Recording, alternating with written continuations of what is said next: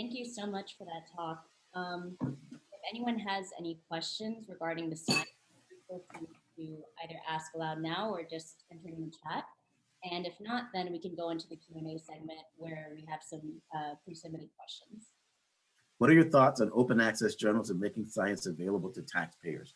I'm all for open access journal, although I have to say, not to be hypocritical, I've never published in open access, but I'm certainly all for open access.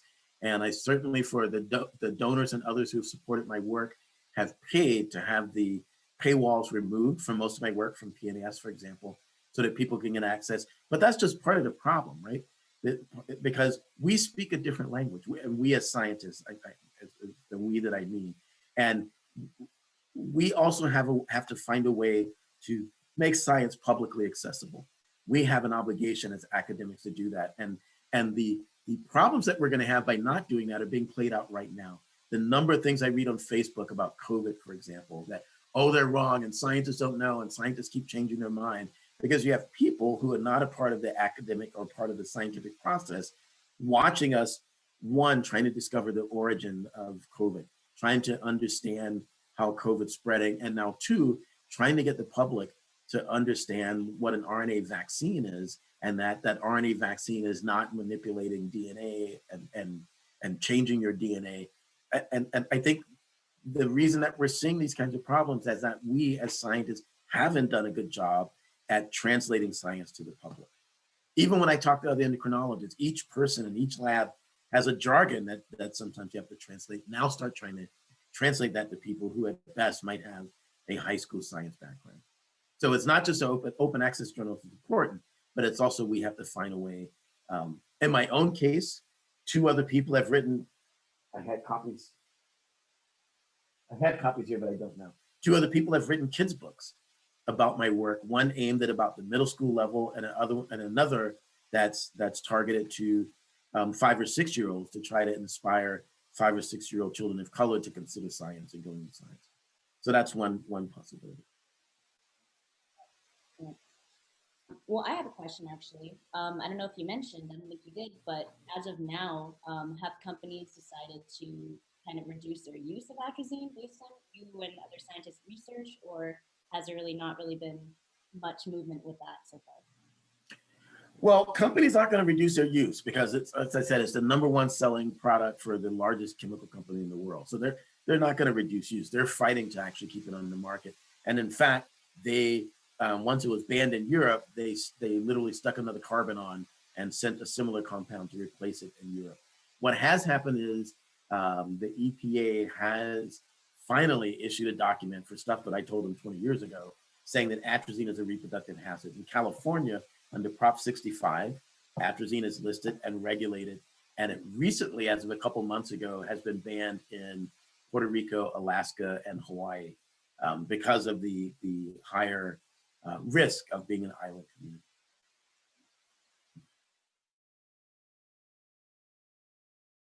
Okay. First question, what challenges did you face during your PhD journey? How did you deal with them, and how did they make you feel? Challenges in my I mean, there were stories that, you know, I saw that you sent around some documents. So there were things like, you know, my first day here, when I came out of my building, the police cars had blocked my car in because somebody reported me in the building. My second day here, I came out of the building and a police car was there. And that even as recently as 2 months ago, before the pandemic, I was on campus and police came up to, you know, check my ID, et cetera, and call for backup. And, you know, above all else, it's embarrassing on campus that, you know, you're pulled over and it looks like you might have done something. And so there were those, you may have read, you know, I was asked by a professor why I was in class every day. And I said, oh, I'm taking immunology. I've never had immunology. And she responded, oh, I thought you were the custodian. I didn't know they let you take classes. So there were things like that that always give you the feeling of, do I belong? Am I welcome here? And this is at Berkeley, right? Which has a reputation for, you know, being diverse and being open-minded and things. So there were those kinds of things. But I in general, I had some good colleagues. I had support. We had a thing called Students of Color, SOC, and the co-authors on the science letter that I just recently, you know, that we recently published on racism in the university.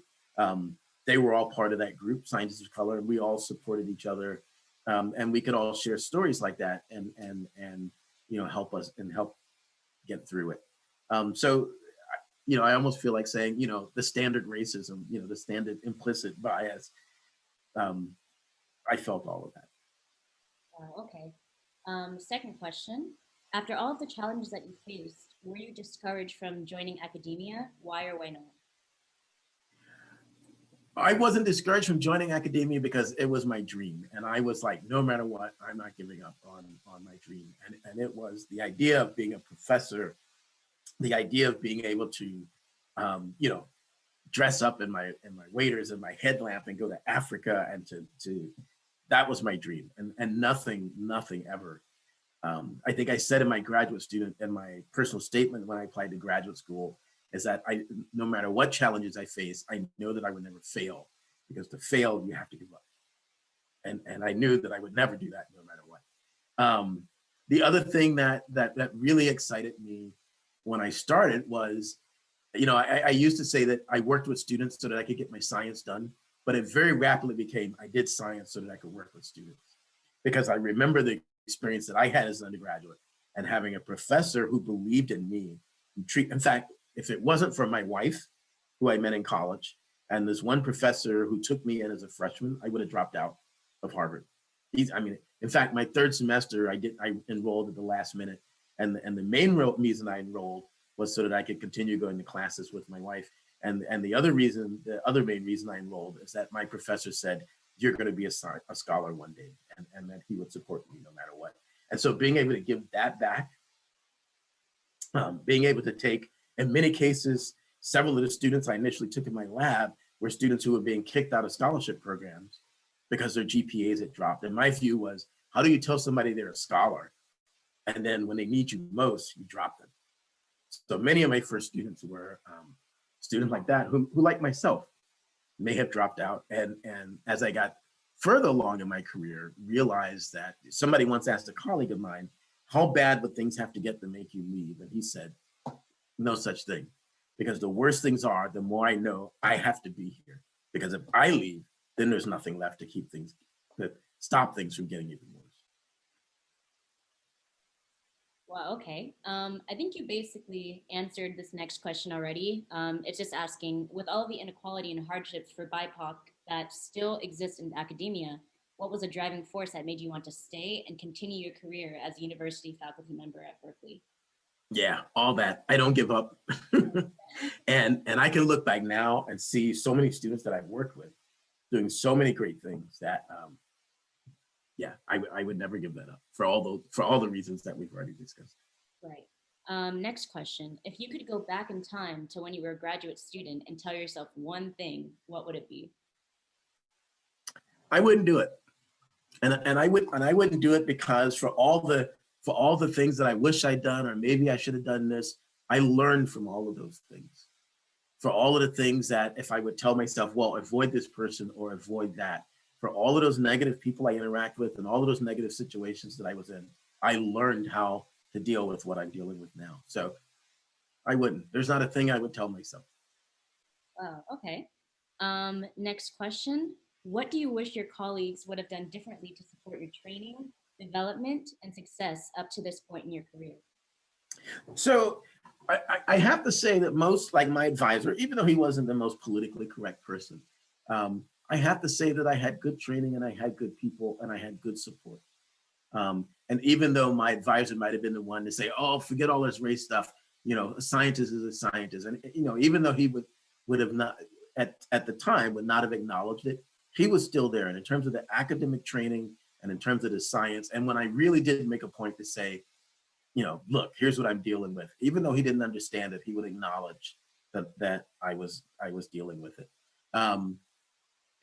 And so for those who would listen, I wish maybe they had been a little more knowledgeable and maybe, sometimes you get tired of being the teacher. Sometimes you get like, why don't you just know this? For the other ones, I think there's some people that no matter what you taught them or what they experience, they're going to do what they're going to hate is going to hate, as they say.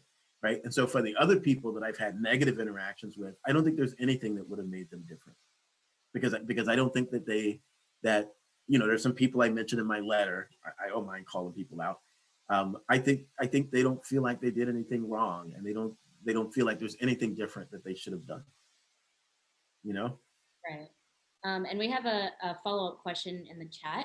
What advice would you give current faculty members and administrators to support BIPOC students at Northwestern?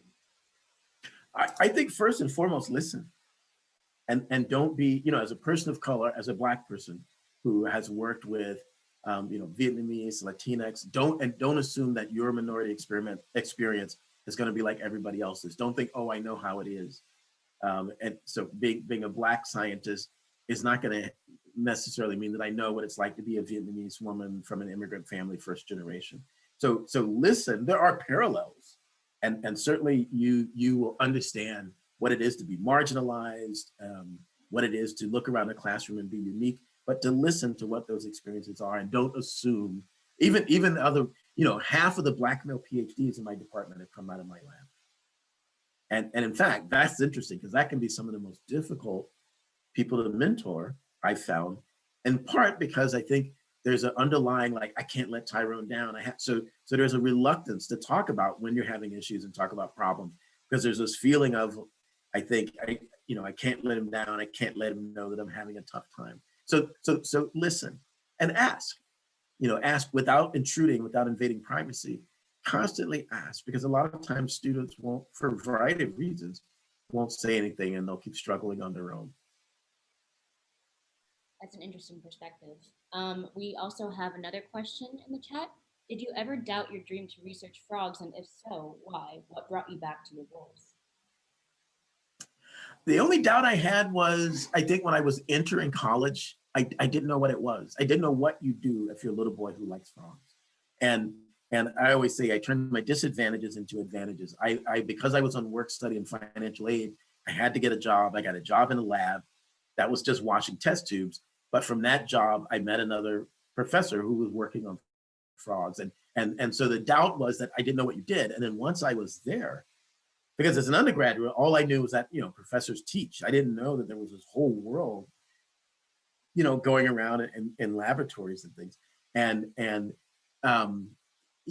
guess there were moments of doubt where things were just difficult or things were hard, but I loved what I wanted to do so much that I never considered failure. And I don't mean in the sense that I was arrogant and I always knew I was going to make it. I just knew that there was somehow I would find a way to do it. Once I knew what it was I had to do, I knew if I just stuck it out, and even if, I hadn't gone through my career, my promotions so quickly, I would have stayed around and done whatever it takes to do what I wanted to do. That's just how much I loved what I was doing. I love that. Okay. So this next question is a bit of a longer one, so bear with me. In your open letter to colleagues that was shared with us before the talk, you listed several examples of other faculty members exercising power over your career. For example, the department chair asking you to vacate your research space, the dean that suggested you leave the university, etc. To fight racism in academia, is it more worthwhile to focus on installing better and more understanding people into those positions of power? Or do the power structures, such as those between administrators and PIs and their trainees, have to be completely reimagined? I think both. I just agreed to do something I never thought I would do, and that's to be department chair, and I'm on the short list for a dean position. And I never thought I would do any administration, but after 27 years now as a faculty member, and I think I've had over 140 students who've gone on to do great things. I reached a point in my career where I wanted to figure out how I could reach more people and make a bigger difference. And somewhat of a sacrifice, because I've obviously for example, you can't teach when you're doing those positions. And I never thought, I discovered teaching as a professor. And I love teaching. I've taught every year for 27 years. I've never taken a sabbatical. This year teaching was online. And at the time I didn't realize it was my last semester teaching. And it was a semester when I wouldn't even get to meet the students in person. So it's somewhat of a sacrifice. I won't be flying to Africa and out in the swamp catching frogs, but I think I'll have a bigger impact. So one, I think, is is we do have to get people in those positions and people who aren't going to turn. And I don't know if you know what I mean by turn, but oftentimes when professors become deans, their whole personality and their whole goal and their whole sensitivity shifts to becoming an administrator and raising money for the university. Whatever role I will have in fundraising, it will be to support diversity and to support diversity programs. And I think everybody, if you've read my open letter, you know, there's no surprise. Everybody knows what they're getting, right? So that's important. But I think there also has to be some change in how we do things. It has to be a change in how we do things in the sense that, you know, I don't know about at Northwestern, but at Berkeley, we lose a lot of people because of retention issues. You know, another university comes and posts, we lose a lot of people because of partner issues, you know, a spousal hire, and, you know, we refuse to give an adequate package to the spouse. And I think we have to change that. And not just for the, I'm talking about changes in a way that will improve things for everybody, not just people of color, and et cetera. And you know, for example, I know that I would have been much happier if not having it, and I think everybody knows what I mean by retention. Another university offered me something, Berkeley offered to match it, and then they didn't do what they said they were going to do. You know, it's the same old story. But I would have been much happier if they had offered me a little bit to prevent me from looking elsewhere. And so instead of having that model of you have to have another offer before they really give you things that you deserve, or, you know, I think we have to change it. I think we have to, we can keep an eye on our faculty and know if other places know that they're up and coming and they're going to be posting, why don't we make their environment better? If other people know that, oh yeah, if we offer this person's, you know, a spousal hired and we can get both of them, let's do that and not lose those faculty. Remember, because when it happened to me, the retention issue, not only did it cost the university a lot of money, it just made me bitter. You know, it just made me feel like, and I think that's another thing true of people of color, right? I think where I think there are multiple reasons why, you know, we're paid less and get less promotions and all that kind of stuff. I think part of the onus is on us, because I think if you're a person of color like me, when I got offered a job at Berkeley, I'm like, oh, I'm just happy to be here. You know, I never felt like I deserved this or I had a spot, you know, and I interacted, and I think it came up in some of those letters. I've interacted with many people. My first day at Harvard, you know, a guy walked up and said, oh, it's because of people like you that you took my spot. I never felt like I had a spot. I felt like the luckiest person in the world. And so as a result, when you come up for promotion, I would do my job for free, right? But the way the system's set up now, you want me to ask for more than you've offered me. It's a difficult thing, I think, for women. I think it's a difficult thing for people of color, because there's not that sense of entitlement where you're like, oh, I deserve this raise or I deserve this promotion.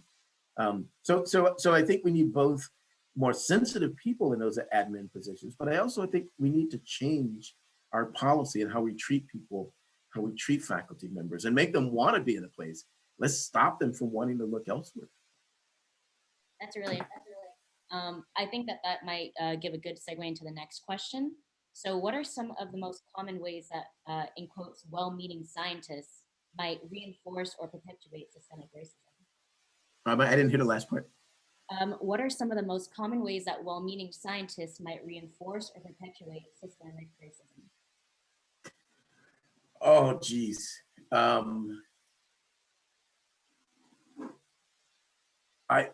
think, I mean, some of the things I've experienced are things like, and my advisor was even guilty of this, saying things like, so there's a fine line between promoting somebody and acknowledging or recognizing that they're an underrepresented student of color. There's a fine line between that and tokenism. And I think sometimes the idea of although it's an asset to represent, to be invited, for example, to a talk like this, to speak about racism in science and your science. Again, there's a line though where it becomes, you know, are you inviting me just because of this? And what I said my advisor was sometimes guilty of is we'd often sit down and he would say, well, you're not like other Black people. Or he'd say, well, why aren't there more Black people who can perform like you? So it's that kind of meaning well that I think is meant to be a compliment and he's meant to be supported. But sometimes comments like those, one, don't make you feel like that there's a compliment, but it also makes you feel like the person who is offering that statement is not acknowledging that, oh, I have some bias or racist ideas in my head, and now I've met an example that's made me recognize that. They're saying, no, my prejudice is still correct, but this person is different. Um, I've definitely experienced that more than once. That's the one that comes to mind. Oh, okay. So I have another long question. So once again, bear with me. Mhm. So for students of color and low income students, any type of setback can have a very strong effect whether or not the student will be able to continue school, especially if there's a community or familiar pressure to settle down and or abandon their current career track for a more lucrative one. So the question is, do you have any thoughts on what can be done to bridge that gap and or on students compromising versus being resolute in their career track? That's a tough one because I've experienced that many times. I've experienced it with, um, in some cases, women from like, and so for example, there was even, I've had more than one case of women from Latinx individuals who, whose family were even resistant to them going off to college or going away to college. So I had a student, for example, whose family was embarrassed because she came to Berkeley because they thought that meant she wasn't good enough to get into the local community college. So I've had students who, I have literally had students this day and age whose um, parents viewed college as the place where they could get a husband who could make more money, for example.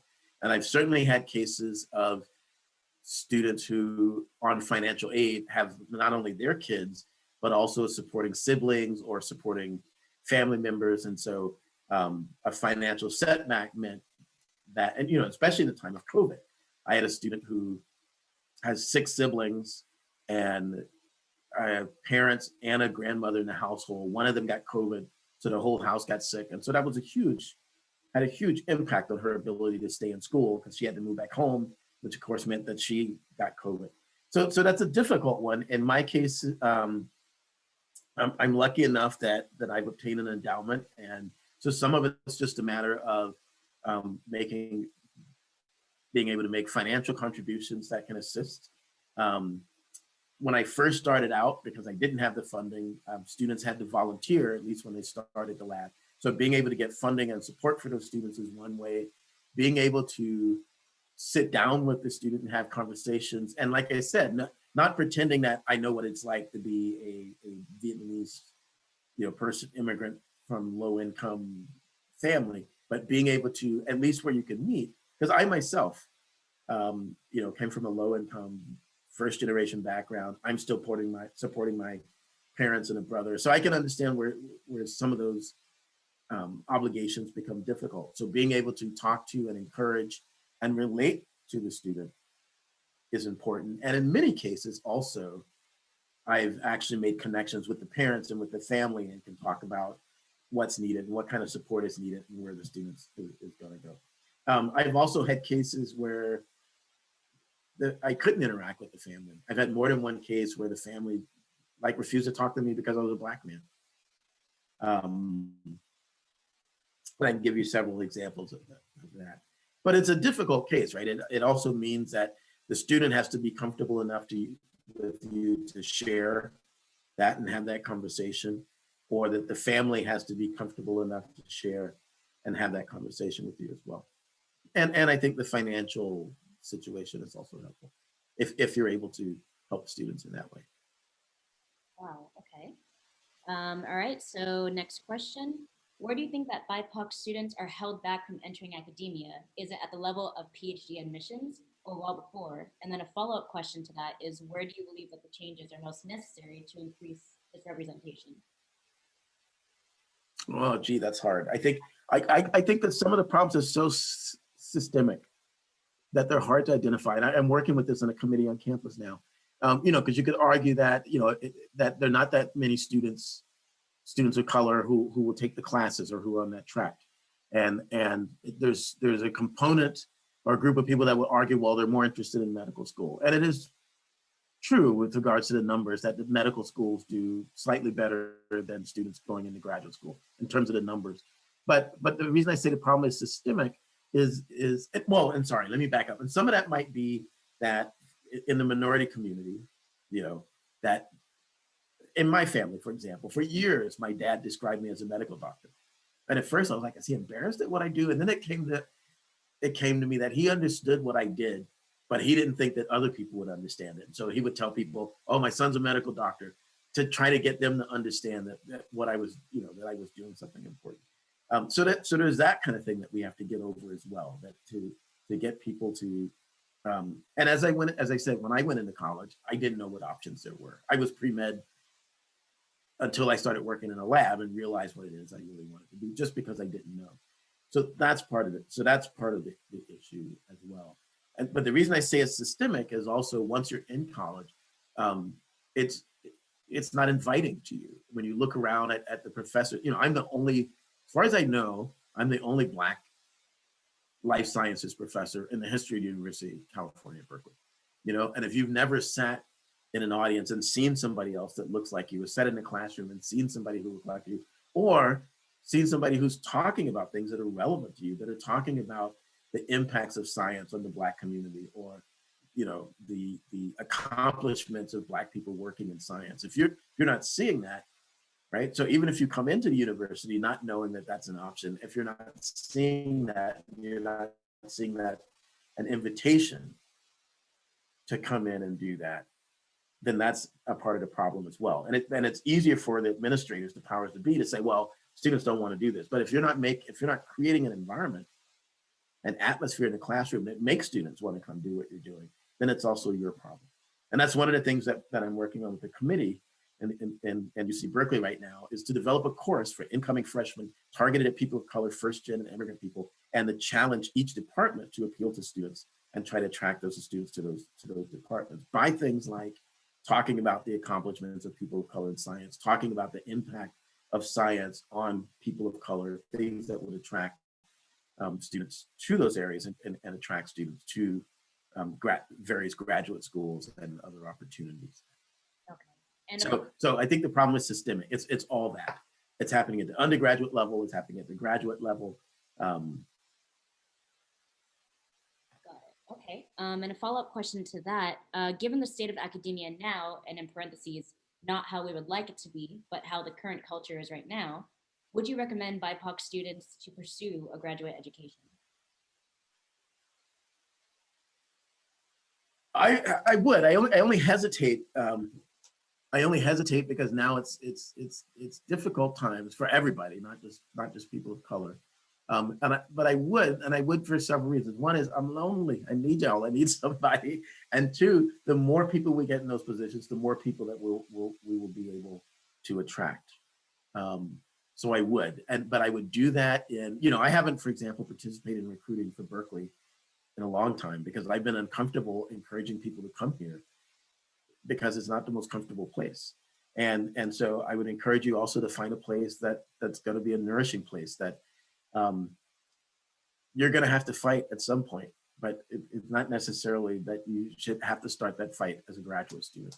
So go to a place where you're going to have colleagues, where you're going to have people that are going to be supportive, and where you're going to be in as a supportive environment and atmosphere as possible. But yes, absolutely. If that's in your dream and that's in your cards, absolutely do it. Great. Next question. How can those who do not identify themselves as BIPOCs better support their BIPOC colleagues and also students? I think by, again, the same thing I would say when we asked about PIs, just by listening, by trying your best to have empathy, not sympathy, empathy, to try and understand, to try to put yourself in positions where you would understand what it's like to be the only one, or to feel that pressure of I got to represent because I'm the only one here. And by being open. I mean, one of the things that at least I personally, I'm going to say despise, are things like political correctness. And I come from the South, Southern hospitality. By doing more than just learning, well, what's the right term and what's the right word, even though the language is important, but trying to understand why this is the right word, why this is the right term, or why this is upsetting and disturbing. Anyway, I mean, those are the things that come to mind at first. Those are the things that I would want and that I would look for in a colleague. The last few questions, just to keep tabs on time, are going to be more dedicated to your advice for students and faculty. So the first question, do you have any thoughts on how to sustainably handle physical or mental burnout while you're in the middle of your graduate education? Uh, that's also another hard one.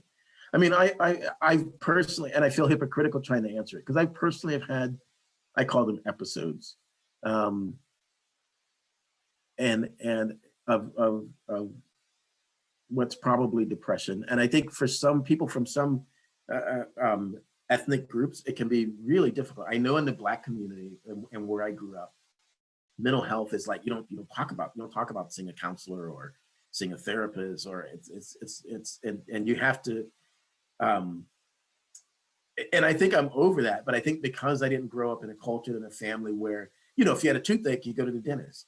But nobody said, if you're having mental health problems, you go to a therapist or you seek help for that. So it's not a thing that um, I think took me a while to acknowledge what it was. Um, and so again, I think that anybody can have mental health issues or go through depression or go through burnout or go through a slump. But I think it can be harder on, and I think there's a level of not just the shame I mentioned before, but there's a level of I can't afford to.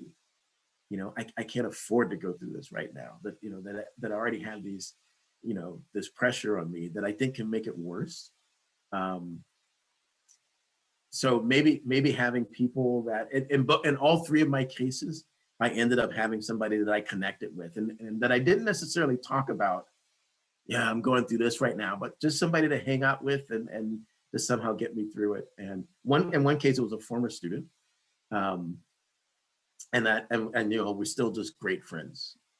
But it wasn't like, I unloaded on this 20-year-old, like, hey, this is what's going on in my life. It was just, somebody that I chilled with and um, I don't know, somehow helped me get through it. So I think you just acknowledge that can, that it happens to everybody and that it could happen. It's not a reflection on you. Somehow kick the stigma and realize when it's happening. And another thing I think people don't understand about depression in particular, it's not about being sad and it's not about something being wrong. It's just this weird sort of unmotivation. And one of my, what I call episodes came just from me being confused about, I'll tell you where it came from. So like I said, I almost dropped out of college and I went through one of those episodes then. And then what got me to move was it was like jumping hurdles. I just decided I got to get the BA, and I got to get the PhD, and I got to get the postdoc, and I got to get the assistant professor, and I got to get tenure, and I got to get full. So I had all these things that I focused on. Like I got to get this, I got to get this, I got to. And then once I became full professor, it was like, what do I do now? My whole motivation got lost because I always, the way that I got through it all was like the jump, jump, jump. And I'm sure you know this, Emily. I went through quickly. I did my PhD in 3.5 years. And by age 30, I was full professor because I was just so focused on jumping those hurdles that it threw me into a depression for about a year. When other than teach my class, I wasn't doing that much because I lost you know, my goal, my motivation or something. And in fact, that might have been to Novartis's, um, detriment because that the way I got out of it, I just focused like, I'm going to get these people for what they did to me. And then I just took on the battle with Novartis. So I think recognizing what your triggers are and what can throw you into those slumps might be an important part as well. But I don't feel like I'm professionally qualified to give any better answer to that. Next question. Do you have any suggestions for graduate students facing an administration which may seem disinterested in supporting them over any potential incidents of discrimination? I think if you don't already have it in your institution, like I said, we got strong support from this group called Scientists of Color. And if nothing else, it was for us to say, hey, this thing just happened. And they're like, wait, that happened to me too. They hear that it's not just you, and to have somebody where you can bounce things. But because, here's what I remember telling my son. I won't tell the whole story. But we were in a restaurant and I'm going to say shit. We had some racist shit happen. And my son, who was like 10 years old at the time, was like, Dad, did that just happen because, and we had never talked about these kinds of things. And I remember telling him that, every day of your life, you're going to be the only Black person somewhere doing something.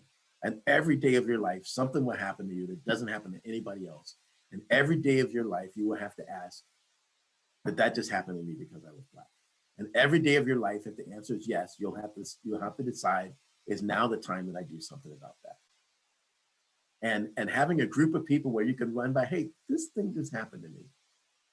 help me out. Am I being oversensitive, or did this thing just really happen? And what should I do about it? So one is having a strong peer group. And that's why I said, if you're thinking of graduate school, find some place that's going to be comfortable with you, that you're going to have a group and you're going to have people that you could just talk to about those things. So I think first and foremost, that's the first.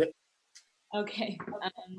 For trainees and others who do not hold official leadership positions, do you have any advice on how to meaningfully challenge the status quo as opposed to making purely symbolic gestures? Again, one I think having group support, having your posse is important. The other one is, I think, and I feel sort of hypocritical saying this, is try to do it in a way first with diplomacy. And I say that because, as many of you know, I haven't always been the most diplomatic person in the world. Um, but I would say, at least on first incidents or first experience, assume ignorance. Assume that this person doesn't assume that sorry assume that this person doesn't understand what, or this person or this policy or this departmental policy or whatever. Assume that it wasn't meant as an assault, and approach it in a diplomatic way and ask questions about why it is the way it is, or why it happened the way it happened.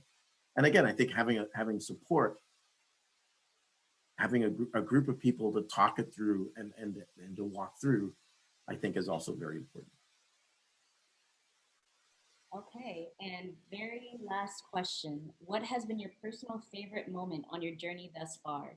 Ending on a positive note. Oh gosh,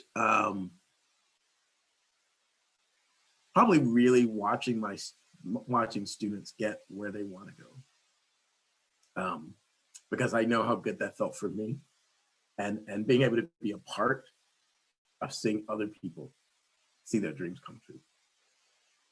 Aw, Yeah, that would be it. I love that response. But anyway, thank you very much for attending today, and thank you so much to Dr. Hayes, who's decided to be here and share all of his thoughts and his research with us. Really, thank you so much for coming. I am so happy with the fact that you were able to make it and do this for us.